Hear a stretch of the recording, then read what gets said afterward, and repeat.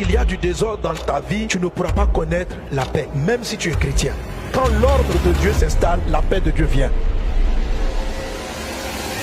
Troisième symptôme, le manque de paix. 1 Corinthiens chapitre 14 verset 33. Car Dieu n'est pas un Dieu de désordre, mais de paix. Lorsqu'on lit ce verset, on a envie de dire car Dieu n'est pas un Dieu de désordre, mais plutôt un Dieu d'ordre. Cependant, ce n'est pas ce que nous dit la Bible. L'apôtre Paul dit clairement que notre Dieu n'est pas un Dieu de désordre, mais un Dieu de paix. Autrement dit, s'il y a du désordre dans ta vie, tu ne pourras pas connaître la paix, même si tu es chrétien. Qu'est-ce que le désordre? C'est le fait de ne pas positionner les choses par priorité. Si Dieu te donne des principes pour mettre de l'ordre dans ta vie, c'est pour que tu jouisses du repos. Dieu a créé la terre et a disposé toutes choses de sorte à ne pas refaire les mêmes choses deux fois. Par exemple, le jour où Dieu a créé le manguier, il l'a fait une fois et il a organisé le manguier de sorte que ce dernier se reproduise de lui-même. Et il en est de même pour toutes les autres plantes. Ce qui veut dire que l'énergie qu'il a fournie pour faire l'arbre, il l'a fournie une seule fois, de façon à pouvoir se reposer à la fin de son œuvre de création. Ainsi donc, toute organisation qui te fait travailler sans relâche est le symptôme d'un désordre. L'ordre vient pour te permettre de te reposer. L'ordre va organiser tes finances de sorte qu'à un moment donné, elles se reproduisent sans que tu n'aies à fournir un quelconque effort. L'ordre va organiser l'amour entre ton conjoint et toi de sorte que vous vous aimiez tout le temps, même à vos vieux âges. La priorité divine permet à tout ce que Dieu t'a donné de croître et d'entrer dans un mécanisme de reproduction constante. C'est cela la dimension du repos dans laquelle la priorité vont t'amener. Si tu pries ainsi, Seigneur, donne-moi ton ordre, il va t'aider à agencer les choses dans ta vie. Il te dira, place ici, place ceci en priorité. Commence par telle chose. Prends du temps pour faire ceci. Et lorsque tu le feras, cela te donnera la prospérité dans ton âme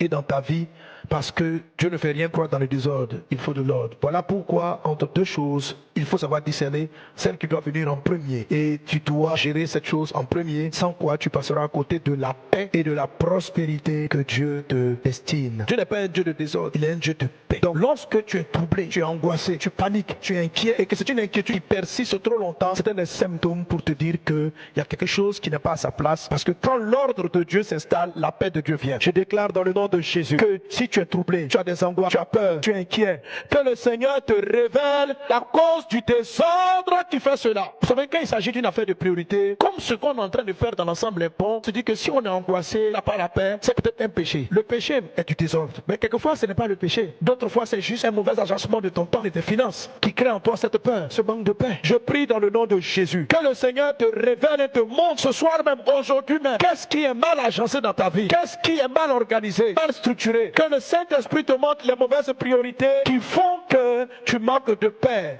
Dans le nom de Jésus-Christ, que la paix de Dieu soit ton partage au nom de Jésus de Nazareth. Merci Seigneur. Amen.